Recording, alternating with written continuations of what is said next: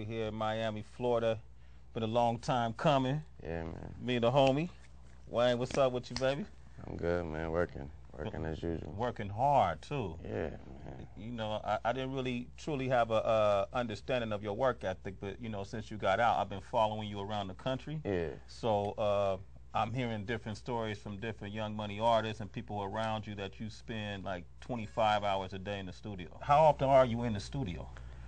I'm actually in the studio every single day of the week. There's this club out here called Club Live. Yeah. That I go to on Sunday nights, and that's about the only night I'm not in the studio, just to take that night off and relax, have some fun. But some nights I say forget it and go to the studio and leave Live behind. And leave Live behind. Yeah. You go to like see what people are playing, or just kind of see what the. Nah, it's actually a cool setting. I actually enjoy the spot. I actually enjoy myself in there every single time I go. So. It's not even about, because they play the same music every week. The same rotation? Yeah, it's the same music every week. I could DJ in there, so. That might be the next move. You know the schedule, right? Yeah. I was talking to somebody in your camp. I overheard them saying that you don't sleep at all. You think you have a sleeping disorder? Is it that bad? I don't think I have a sleeping disorder. I'm just so motivated. It's just, you know, I guess I ride off momentum, and my momentum never dies. I'm just so motivated to do the next thing, even if it's not the studio. I'm just so motivated. I'm so motivated to do the next thing. I'm always ready to do whatever comes next, and sleeping never comes next. Plus, I just had a whole bunch of sleep. I just slept for 8 months. Yeah. So, yeah. So you had all the sleep in the world with that, right? Exactly. That's going to last me about 10 years right there. I can only imagine, you know, we all have family members and friends who have done time. Yeah. You know, when you walked out, you know, when you first got out, what did you appreciate more about the world that you probably didn't prior to going in? Literally, honestly, the first thing that I appreciated when I got out was not having to wear handcuffs. Not wearing handcuffs. Yeah, that was my first time walking out of there, and because, you know, I always had to be transferred to one building from another to another, but just to do certain, and they had so many special procedures they had to, you know what I mean, and things they had to do for protocol. So everywhere I went, I had to be handcuffed because it was this special, like other inmates didn't have to be handcuffed when they did the same things. So to walk out of there that day with no handcuffs on, that was the first thing caught my attention, and I was like, wow, yeah. I'm gone. I know that had to feel good. I mean, a lot of people take that for granted, your freedom. Yeah, exactly. Right? You stayed in New York for a couple of days. Yeah. You know, and you kind of disappeared. You went underground. What did you do when you first? Because I was following you. I don't know if you know, I was kind of following you. You know, just to see what was going on, so I could tell the fans. What were the first things you did? The first thing I did when I got out, I went straight to the hotel because my kids and my mother was waiting there for me. Well, my mother actually was waiting when I got. She was waiting in the car when I got out. But my kids were at the hotel. I went and spent the whole night with my kids, and then I think right after that we went to either it was Drake's show was first. He had a show in Vegas. Yeah. And I went there and surprised him. He didn't know I was going to be there. So I went and done that and performed for the first time in such a long time. And after that, I think I went caught a Hornet game, a New Orleans Hornet game. I want to say, I forget who they was playing, but I think it was a good game. I remember it was a good opponent. So I went there. So people in New Orleans, by me being in New Orleans, I saw some family, some friends. So, and after that, I came to good old Miami. Yeah. Yeah, man. Yeah. At the party, the appreciation party. Yeah, I had that. Yeah, you were there. Yeah, I had that. I was overwhelmed that night. I wasn't myself that night. So if I was acting some sort of, like if I was acting kind of shy or whatever, I admit I was overwhelmed that night. I wasn't ready for no party. Or nothing like that. Yeah, I wasn't ready for that night at all. You felt like it was too much too soon? It was too much too soon, way too much too soon. I remember being I remember being in my own party, like in the corner. You know what I mean? Like found myself in the corner, like on my phone texting. Like, you know what I mean? Like I wasn't talking to them, and I thought about it to myself. I was like, well, this is my coming home, welcome home party, and I remember watching, what was it, Paid in Full? Yeah. Remember Mitch came home? Mm-hmm. Yeah, you remember how Ariel just partying up and everybody was like, man, I'm in the corner on my phone texting. I mean, of course I was texting people that was like, I'm glad you're home, blah, blah, blah, blah. But I remember saying, yeah, this is a little too much for me right now. I wasn't ready to really have fun like I could have that night, but I did the next week. The next week you got back to the fun. Yeah. A lot of young people out there who never gone away like that. Yeah. But they may hear it, you know, in music, or they may see it on TV, don't realize the reality of what that's feeling like, right? Yeah. For those who, what would you say to those who probably glorify being locked up? There's nothing to glorify. Nothing about it, especially when you have lived it and you have done it, and because there's some people that done it, has been locked up and come home and still glorified. You know what I mean? I can't understand it. I can't. There's no part of me that regretted anything about it. Not 1 inch of my body. I didn't regret nothing about it. But I damn sure ain't like it. Yeah. Yeah. Was there anything that you walked away with from it? The most thing, I mean, in my situation, everybody have a different situation. Everybody's in there for a different reason. You feel me? So, given my situation, what I walked away knowing is that this world isn't ran by a certain someone. It's ran by the moment, and it's ran by the mood of the moment. You know what I mean? And I just think that I wasn't caught up in the wrong moment, in a bad mood. In a bad mood. Yeah. Well, let's fast forward, man, because now we here in Miami. This 6'7" record is a beast. Yeah, man. You know, this your first solo record, and you shooting the video, man. Yeah. You know, after all you've gone through, not even just in recent years, what does this moment feel like for you? Honestly, Sway, man, I feel no different. Really? No different at all. I've been doing this too long, man. I've been doing this way too long, and that's why I don't feel nothing but humbled, of course, but it's nothing but work to me. Yeah, it's nothing but work to me. Get out there, and when Hype say ready, let's shoot. And everybody keep asking me the same thing, you know, people that's real close to me and things like that. People keep asking me, like, you know, how's it feel? How's it feel? like work, man. You feel like work? It feels like work. You know, I think because I think a lot of us are excited. You know what I mean? And I appreciate that, and I feel that excitement as well. But you know, for me, I think for me to even be excited, it wouldn't be me. Okay. Yeah. Okay. Yeah. I'm such a professional. Yeah. You know, and so, like I said, it's just what time should I be here, Hype? I see if I can make that time. That's what the time is. Yeah. Let's talk about the video, because you got Corey Guns. First of all, you got a roster of spitters with Young Money. What made you decide to put Corey on this particular track? As a coming out party. You know, like one of those things. Like, you know, I put Nicki on the right songs. I put Drake on the right songs, and you got to pick the right song.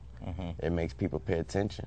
It makes people like, okay, because I know everybody was waiting to hear what I'm going to say on my first solo record, on my first Lil Wayne record, not solo, but you know, because of course I did a bunch of features. Yeah. So, and I'm quite sure whoever I did a feature for, as soon as I came home, they put it out. Yeah. Like, because we got Wayne on here, he just came home, let's put it out. So, but I knew people was going to look at my first record like I want to hear what he's talking about on his first record, and I gave you the jewel at the end. I kind of it's like I'm forcing it on you. You got to hear this. You know what I mean? So it made everybody be like, who didn't know Corey Guns, like, who is that? And then people that only heard about me signing somebody new named Corey Guns but didn't know who it was, like, oh, that's who they were talking about. And the people that did know Corey Guns, they loving it. You had a couple lines. You know, I'm a lyric lover, so some standout lines is no matter who's buying, I'm a celebration. Black or white diamonds, you know second, you know, that you are gelatin to an elephant. Made it through that sentence like a subject and a predicate. Woo! Yeah. Now let me ask you, because you know, before I remember we covered you. You did a song and you was just freestyling. Now you writing, right? No. You're not writing no more. No, I was just writing when I was locked up. Okay. Yeah. So no, I don't even have a second to sit down, man. Sit down and write nothing right now. Nah, not writing at all. That was just a lot of material that I wrote in there, and I came home and transformed it into something better. You know what I mean? Because a lot of it when I came home, I thought that I was gonna be able to actually record it and perform it the way I wrote it, but it wasn't possible. So I just took bits and pieces and, you know what I mean, rejuvenated. Okay. And then is this the official? Is this just something off the Carter 4, or is this the official? It's the official Carter 4 single. Okay. Yeah, man, but you know how we rock. Yeah. It might end up just being something off the Carter 4. Because, I mean, I don't think it makes too much of a difference nowadays. Like, nowadays, what I mean by that is given the media exposure you get these days with the internet and YouTubes and all that stuff like that. Back then, when you didn't have all that, it was important what's your first single. You know what I mean? But nowadays, I think everything just end up being something off of the album, something off of the album, because you know you might do something that you're only making it viral, you know. So it really don't matter, but it's something off the Carter 4 album, definitely. People been waiting for this video, man, for a long time. Okay. You know, so what can you say to us about the concept of this video? What did you envision? I had saw the movie Inception, and I didn't understand nothing about it. So I was like, you know, when something is difficult for me to understand, I'm super interested in it. And so I sat down with somebody and they explained everything to me, and once I did understand what it meant, I was like, I didn't like it. But when I thought of the video treatment, I was like, you know what? I'm gonna make something of that because it's still so interesting to me. And so I made the whole, and then, you know, I want to capitalize on the things I say. And given the great man Hype Williams, when I got with him, he was like, you know, it's time for you to shoot a video.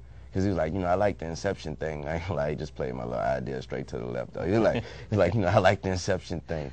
He's like, but if I'm gonna shoot a video with you, I really want to capitalize on your bars to make people get this stuff that you're saying. He's like, you shoot great videos, don't get me wrong. He was like, but sometimes you might shoot a video that people actually focusing on, that you look like you go for looks instead of actually getting these people to understand what you're talking about. And he's like, you know, you are considered, if not the, one of the best. And he was like, you have to show them why now. And you have to show them why nobody understands you, nobody's on your level, and why these other cats can't say what you possibly think, you know what I mean, can't possibly say what you thinking, you know what I mean. He's like, so he was like, I'm gonna roll with your Inception idea as well. But he was like, he's like, this video is gonna take about 40 to something scenes, shots. And he was like, because I want to capitalize on every single line, you know what I mean. So I've been shooting I done shot already about a good 20 shots already. Yeah. Just capitalizing on one particular line, this, that. I dressed up like a boxer I beat up the beat, called it self-defense. Just when I said I could see it and I got my glasses on, I changed for that. He did give me my Inception idea, so I did do the falling back into the tub of water. Yeah. I saw that. What'd you do for I'm talking to myself because I'm my own consultant? How did y'all do that? He has an idea for that one. I forget what it is, but I envisioned me just talking into a mirror, and he had another idea. I don't think we ever discussed which one we were gonna go with, but I envisioned me just talking into a mirror like I'm talking to myself because I'm my own consultant. So I think he had something like me being on the phone and it being split screen and I'm on the phone with me. Okay. Yeah. Talking to yourself. I feel like you do that anyway when you by yourself. Yeah, I do. Yeah. Wayne, listen, man, what he said about you lyrically, you know, I study this, man. Yeah, I think, I know you do. Yeah, you know, to the now generation and to many of us who study this, you are that top MC. Thank you. You know. Yeah. You're the one to go for. Okay. People gunning for you. Yeah. You know, how do you see yourself? I see myself as just different, man. you know, no disrespect, but from everybody else. Mm-hmm. Everybody else. I'm not excluding no one, you know. I just see myself different from everybody else that does what I do. I look at it like I'm not thinking the way you're thinking. Especially, I don't listen to no other music. Anyone in my camp could tell you that. Mm-hmm. They'll be the first and last to tell you. He don't know. You could ask him what's such and such a new single. You could sing it around him. He gonna act like what is that, and it be out on the radio for years. I don't listen to no other music, so that keeps me thinking the way I think. Mm-hmm. You know what I mean? When you listen to too much other music, then you're only human. You have no choice but to try to be better than what you just heard. Mm-hmm. You know what I mean? I ain't say you have no choice but be just like it. But of course, us being competitors, we're gonna try to be better than what we just heard. I mean, if I'm trying to be better than what I just heard, if you're a runner and you run fast, I ain't gonna do nothing but try to run faster. If I'm not even watching you run, I'm gonna do something else better, faster, longer, stronger. You know what I mean? So that's why I say I'm just different. That's interesting. You haven't heard this Ham record, that Jay-Z Kanye record? I actually did. Ye played it for me personally. Yeah. Played it for me. I went to a session with him the other night, and he played it for me. Did you ask him about the Jay-Z line about the metaphor? I wouldn't ask. I wouldn't ask him about a Jay-Z line because he's not Jay-Z. Yeah. So you know what I mean. I wouldn't ask him about it. Yeah. Is that something you would react to as an MC lyrically if somebody, you know, sound like they taking shots at the crew? Given my wit, I would probably play off of it, but I wouldn't make it a you know, a competition or nothing like that, because actually the subject that he's talking about in that line, I can't box with the guard with that. Yeah. You know what I mean? Yeah. I'll be the first one to tell you that. But given my wit and the type of person I am, I'll capitalize and I'll play off of it. Yeah. Mm-hmm. Yeah, I definitely would. Okay. Yeah. I'll be on the lookout for that. Yeah, do so. Yeah. Yeah. Should I keep my ears wide? Yeah, do that. Okay, I definitely will. You I ain't gonna just play possum, you know what I mean? Yeah, well, I did just come home, you feel me? Yeah. I mean, you know, it's a lot of expectation on you too. Feel me? Man.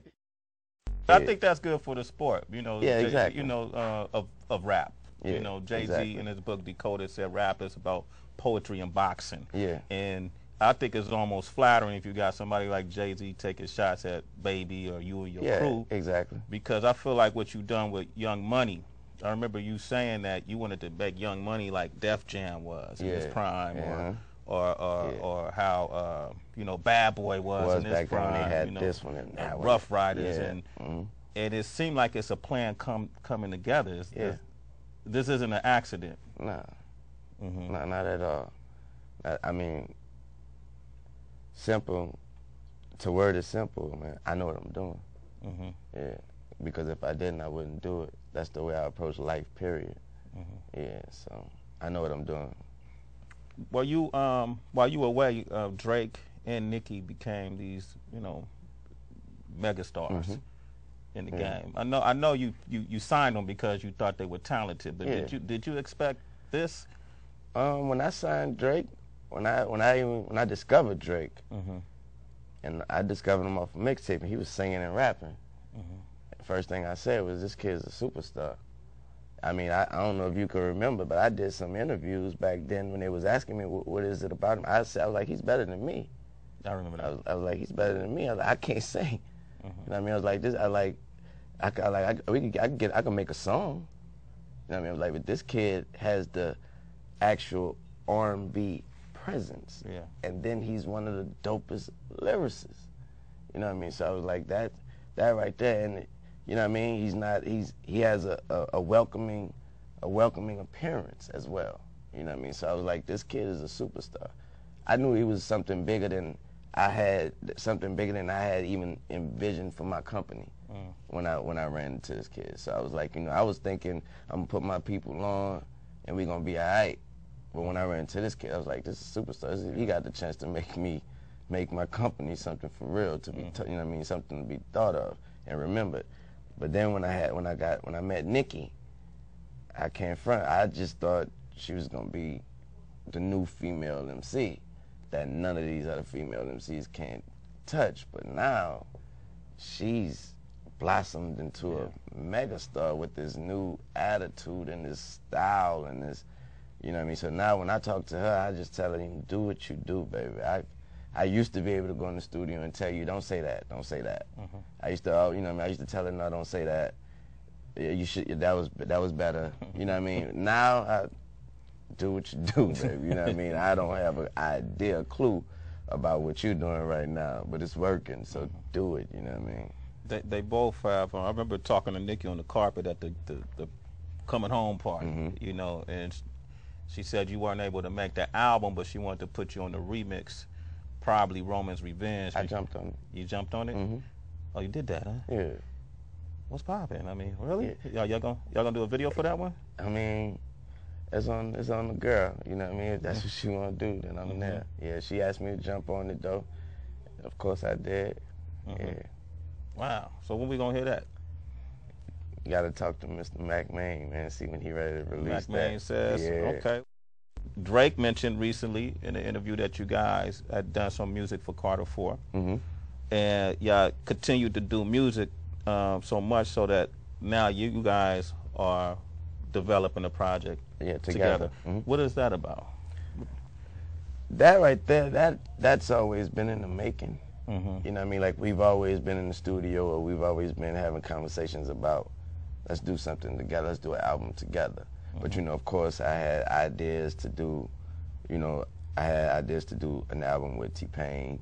You know what I mean? We got the T-Wayne situation going. So he, you know, Drake's a very respectable dude. He's like, you know, I don't want to disrespect none of those situations, so I'm going to just wait till you actually have a real good moment to let's focus on you and I doing the album.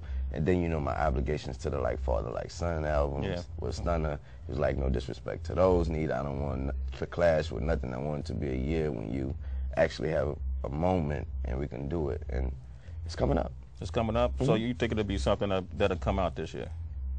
Probably the end of the year if we work hard at it. Yeah. Speaking about Stunner, man, we had a chance to sit down and talk, and I was telling him, man, when I listen to you now, you always have fire, but when I listen to you now, the cadence is different. You know, things seem a lot more crisp in terms of your delivery. You sound even reinvigorated to me when I hear you on these bars. When you listen to you now, do you hear a difference? Oh, of course. Of course. I mean, when I listen to the old stuff from me, I be mad because I be like, I can't even do that no more, man. You know, I feel like I'm getting old. I'm like, man, how did I even think about that then? But you know what the difference is? It wasn't about what you were saying.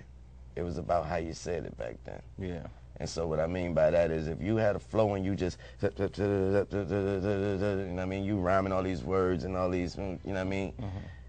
It was about how you say, you mean anybody hear it and be like, a person that don't listen to rap could hear it and be like, I don't know what he's saying, but he's saying it. Yeah. You know what I mean? But nowadays, for me, when I said that, I didn't mean generally that's what music is about. That's what I'm about now. It's about what I'm saying. You know what I mean? So now, if you don't listen to rap and you hear it, he like, I don't know if I like what he's saying, but I damn sure understand what he's saying. Yeah, right. You know what I mean? Yeah. And it was very clever what he just said. You know what I mean? So, and that realization came about when I started noticing people like was loving songs like I Feel Like Dying. Yeah. And those were songs when I went in the studio and I played around. You know what I mean? I wasn't serious. What I mean by serious is when I'm serious in my mode, I'm like, I need to go in on this song. I went in there playing around, like thought of whatever came to my head. You know what I mean? I started noticing, you know what, people like what I'm saying. And then after that, I started thinking about people like Tupac. And I was like, you know, of course he had that little sweat, that he had his way of memory and all that, but people actually fell in love. The people that's head over heels about him is the people that actually paid attention to what he was saying. Yeah. You know what I mean? So I was like, you know what? I want to be remembered for what I was saying.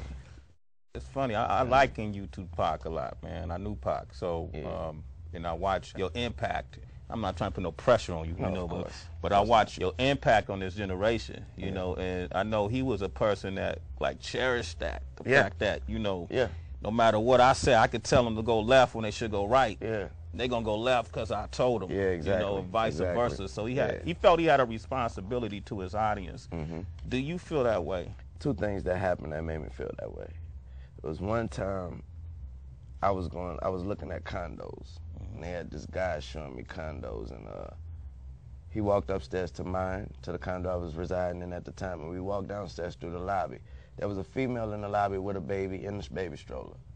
We walked out, we didn't tell that female nothing. We went and looked at like 3 condos. That took about a good hour and 45 minutes to 2 hours.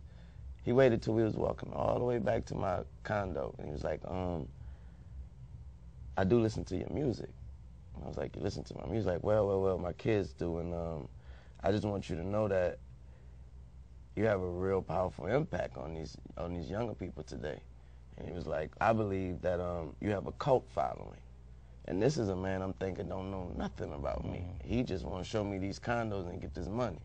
You know what I mean? Right after that, he says, you know, I believe if you had 3,500 people on top of a roof and you told them to jump, he said, I believe that 3,000 of them would jump before you jump, and then another 500 would jump after you. And he was like, one of those people would be my daughter. She'd probably be the first one to jump. And he was like, by the way, if you don't mind, can you just shake her hand and give her a hug? I was like, yeah, just call her through. He was like, that was her with the stroller. She was just sitting there waiting until we get back. She said she didn't mind waiting 3 hours or 2 hours or however long we took. She just wanted to see you come down. I told her I wasn't going to bother you about it. But now that I'm talking to you about it and you seem so cool, I had the guts to ask you. Wow. So that was one. I was like, wow. And the second was when I went to jail. And I got all those letters. And I actually read those letters. And saw when people say things like, every letter, man. Literally, I got mail every day except Sundays. And a big day full of mail would be about 700 pieces of mail. An average day would be about 420-something pieces of mail. And a slow day would be like 200 pieces of mail. Wow. So imagine that's how much mail I was getting a week, every single day. I was getting 400 or 500, 600 pieces of mail a day.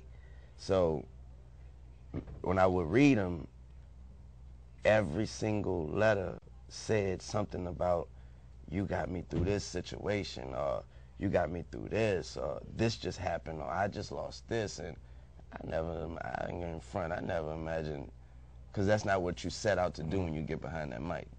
You know what I mean? You're not saying that this rhyme I'm about to say right now is going to help somebody that just saw somebody get killed, just got raped, or just, you know what I mean? Those people that wrote me was like, you know, I've never told my parents that I've been raped, or that such and such touched me. And it was like, but when you make these songs and your self-motivation, and because I would be like, I'm like, what lyrics is it that I said that could get you through something like that? Yeah. But it would be a lot of them saying, isn't like in so many words, it's not really your lyrics, it's the way you are. You know what I mean? A lot of people wrote saying, yeah, I don't give up attitude, and not in a negative way, not that you don't give up about what's right and what's wrong. It's just that you do you no matter what, and you don't let the negativity of the world bring you down. You don't let nothing bring you down. Baby's been talking about this Young Money, Cash Money tour for a while. I know it's in the works. I mean, the world is waiting for that. Yeah. What is the status of that? When are we looking at that? You know, I hate to say when the tour is gonna start, but it's supposed to start April 1st, but I hate to be wrong. Okay. You know what I mean? But I know for sure it's Nicki and I.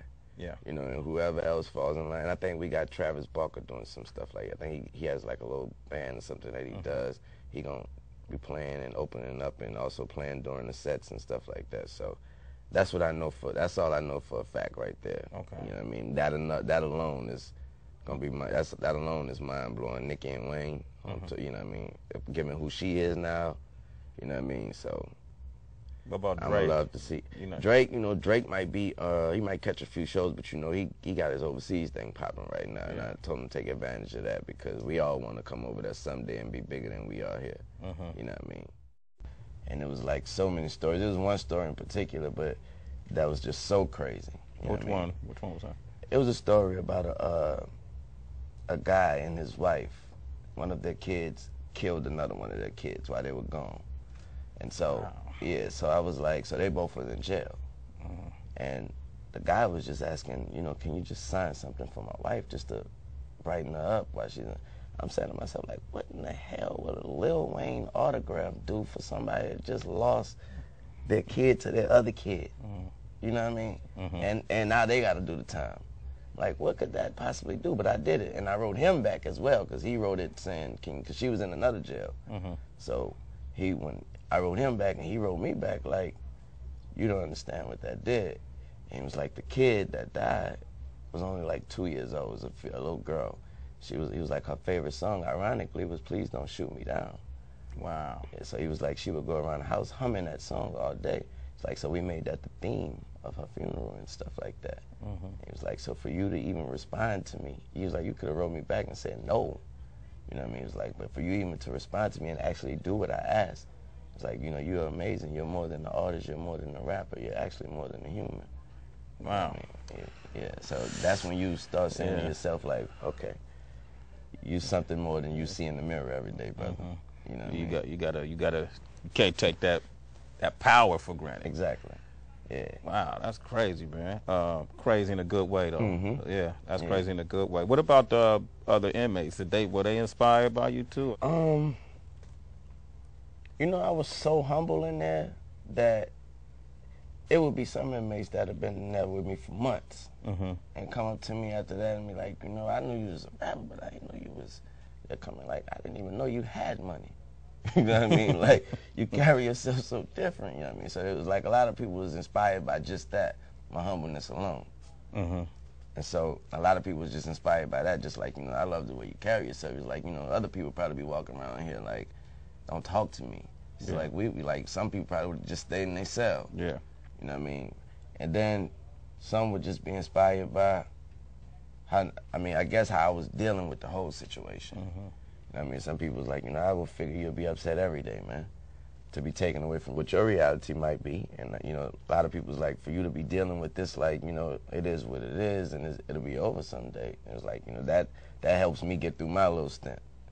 I know I'm not a human being, which, by the way, you had a couple of heaters on there, man. I don't know if people recognize it. Yeah, I know, man. You know, they slept on that one, They slept on it. The gonorrhea track, Bill Gates track, all of the above. You know, it's just a lot of songs on that record that I'm, you know, how many of those songs on that album were meant for Carter 4? Yeah. A few of them, because, you know, at the time we was, of course, we had different package schemes for those songs. You know, we had visions for those songs, and given what the situation was, and when it happened, Taz was just like, you know, shout out Taz.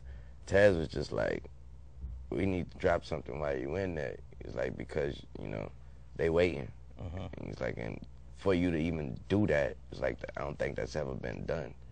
And he's like, so, let's drop something while you in there. So we did, and, you know, thanks to the fans, it still went gold. Yeah. You know what I mean? And so that's with one video or something like that, you know what I mean? Like one video or something, so, and really no promotion.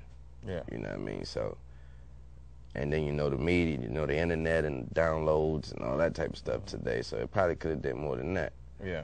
Yeah, but, and when I came home, the first thing I was telling him, I was like, let's capitalize, let's shoot another video off of it. He was like, you know, it might be a little too late right now. I was like, yeah, I'm Wayne, man, it ain't never too late. Yeah. You know what I mean? But he was like, if you want to. And then that's when I recorded 6 foot, 7 foot, and he was like, let's shoot a video of that. Let's move forward. So did you start from scratch for the Carter 4, or did you keep music from? I kept like, if any, about 3 or 4 songs. 3 or 4 songs. Everything else is brand new. Brand new. Yeah. Okay, and that'll be scheduled to be released when? Taz really want to release it sometime, and he said March or something like that, but I'm not sure. You're not sure? Nah. It's soon, though. Now, once we start shooting the video, that means it's ready. It's coming. Yeah. You had a chance to do a premiere when you were away of the Nino Brown DVD. Well, now, what is different about that DVD now? I mean, you guys haven't released it officially yet, so is it going to be something different? Or you going to? I'm thinking we might do a few different things on that, because it was just different. It wasn't ready to be, you know, it wasn't ready at the time. What y'all saw, that wasn't even a finish, you know what I mean? Because there's a lot of editing that I want to do personally on it, because I feel like I'm not him anymore. Yeah. A lot of scenes on there, I was like, you know, that's not who I am anymore. And, you know, today, rumors are rumors, and, you know what I mean, you can't, if your crowd sees that today, well, then that's who you are to them today. Okay, yeah. You know what I mean? So that makes a big difference for me. You can't, I mean, to me, the guy that's on there couldn't possibly come out with a record like 6 foot, 7 foot. Yeah. You know what I mean? So I need them to know who I am right now. You know what I mean? And to know that everybody else can't. You know what I mean? Okay. Oh, you did your own edit? Yeah. Okay. Yeah. Big up to the homie Scoop Dude. Oh, yeah. He keeping the world alive with you.